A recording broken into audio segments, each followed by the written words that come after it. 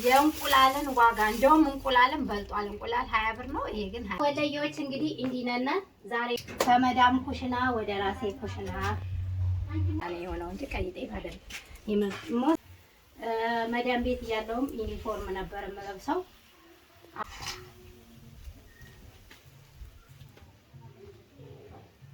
እዚህ ነን ከኔ አንድ ሰው መጣል ከጣዴ መደዳ ያለው ሰው በሙሉ ይጋግራል።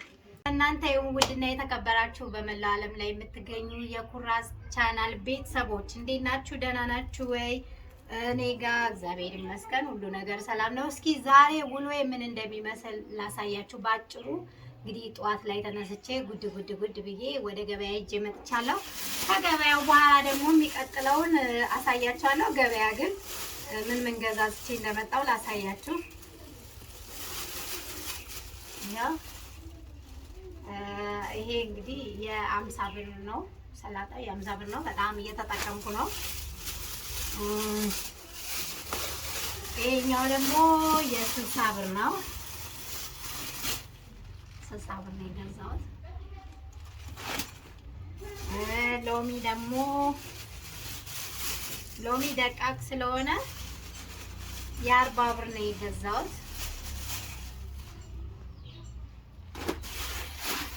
ያው የኢትዮጵያ ኑሮ ተወዷል ምንም ወሬ የለውም። ይሄን ገዛው። ኪሎ ስንት ነው ምናልባት ከጠየቃችሁኝ 120 ብር ነው። አቮካዶ ገዛውኝ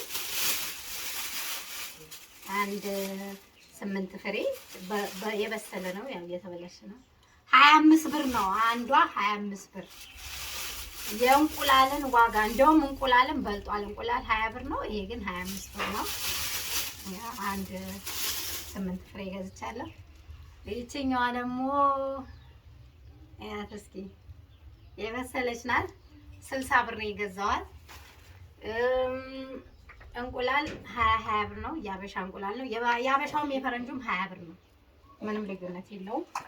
ድንች 2 ኪሎ ገዛሁኝ። ድንች ስንት ነው? 110 ብር ነው የገዛሁት። ደቃቅም አለው። አንዳንዴ ቀቅዬ ስለምበላ በጣም ነው የምወደው። እንግዲህ ቪዲዮ እንዳይረዝምባችሁና ስልችት እንዳትሉ አጠር አድርጌ ነው ማሳያችሁ። ቡና እንግዲህ የቦሆሮ ልጆች ታውቁታላችሁ። አይ ሲያልቅ አያምር። ራሳችን ጓሮ ለቅመን በ10 ብር ጣሳ እንዳልሸጥነ አሁን እቺ 400 ብር ነው የተገዛችው። ኩባያዋ የቦሆሮ ቡና ነች። እንዳይረዝምባችሁ። ቲማቲም 2 ኪሎ ገዝቻለሁ። 100 ብር ነው። 200 ብር ነው ኪሎ። ሽንኩርት 110 ነው። 2 ኪሎ ገዛው አለኝ ፍሪጅ ውስጥ እኔ ጣብሼ ነው ማስቀምጠው ስራ እንዲቀልልኝ። ቃሪያ የ50 ብር ገዝቻለሁ። ይሄንን ይመስላል። ከዚህ በኋላ ደግሞ ቀጣው ስራ ምን እንደሆነ አሳያችኋለሁ። ተከተሉ።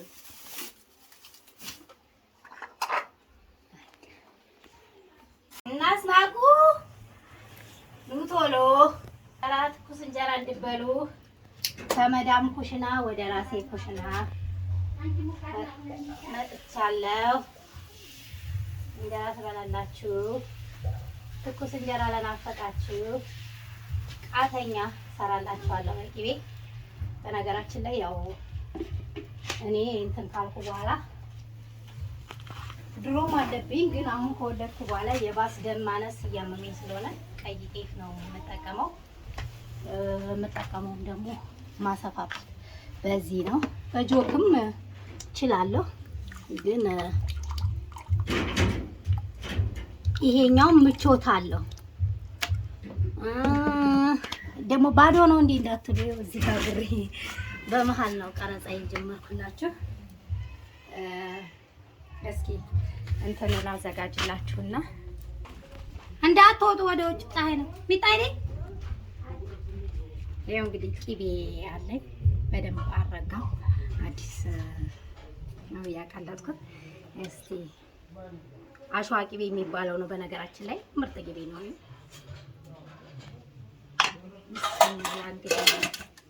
ትንሽ የበርበሬም አለው ጨው ግን ባዶ እንዳይሆን ጨው ነው የጨመርኩት። ደግሞ ስኳር መስሏችሁ እንዳትሉ። በርበሬው በዛ ሲል ነው ቃተኛ ላይ የሚጣፍጠው። ቃተኛ ላበላችሁ ነው። ነይ አዳሜ በልጣዋ እነበለጡ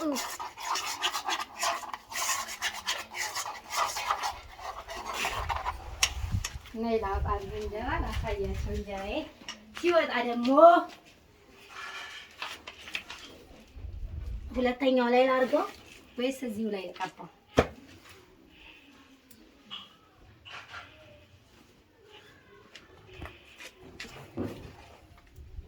ቀይ ጤፍ ነው ተብሏል፣ ግን ሰርገኛ ነው የሆነው እንጂ ቀይ ጤፍ አይደለም።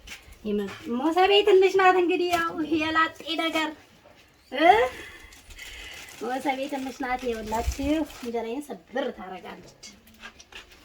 አሁን ሁለተኛው ላይ ቃተኛ ጋግርላችኋለሁ፣ ትበላላችሁ። እናንተ ባትበሉ ታያላችሁ። እናንተ እኔ እበላላችኋለሁ።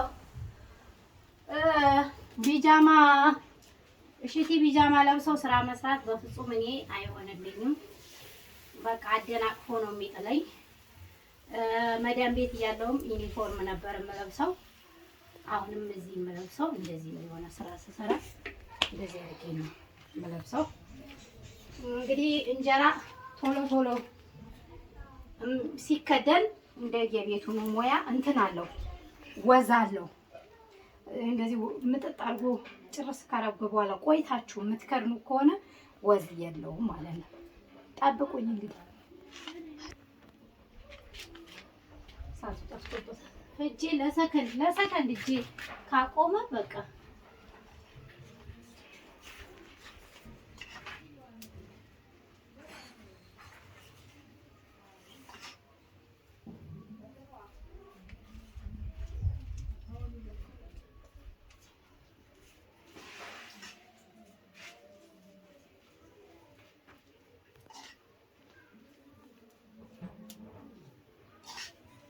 ቃተኛ ያው ቀክ ማለት አለበት፣ ደረቅ ማለት ስላለበት ነው እዚሁ ላይ የምቀባው።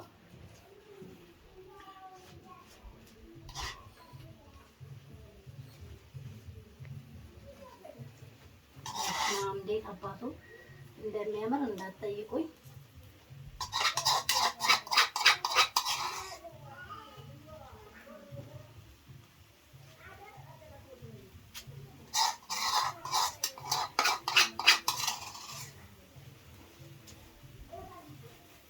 ቅቤው እዚሁ ላይ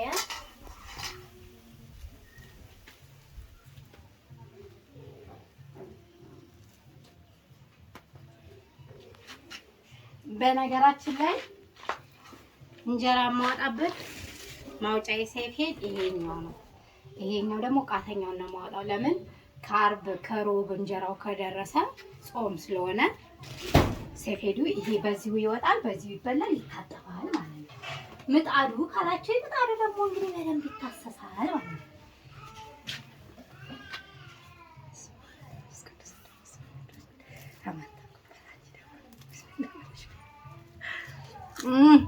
ልዩ ነው። መቃስቆም እኛ ወለየዎች እንግዲህ እንዲህ ነን። ዛሬ ሰኞ ነው፣ መልሳ ገበያ ነው። ጎረቤቶቼ ነጋዴ ናቸው፣ ገበያ ሄደዋል። መጣድ ከጣድሽማ የእኛንም ጋግሪ ያሉኝ። ይሄው የእነሱ ማኛ የሚባለው ጤፍ ነው። ይሄው እየጋገርኩ ነው ማለት ነው። ወሰባቸው ከኔ የባሰ ነው። እንግዲህ ሰው ጎረቤቱን ይመስላል የሚባለው ነገር። አጭር ለጋግር እንጂ እንግዲህ ምን አደርጋለሁ። እንጎት ነገር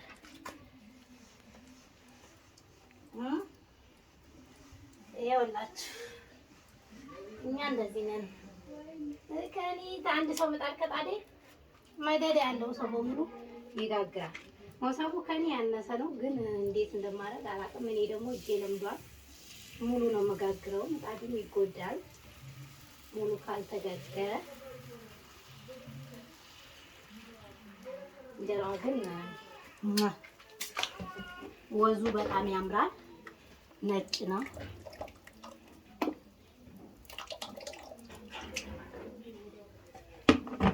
ይሄን ጨርሻለሁ።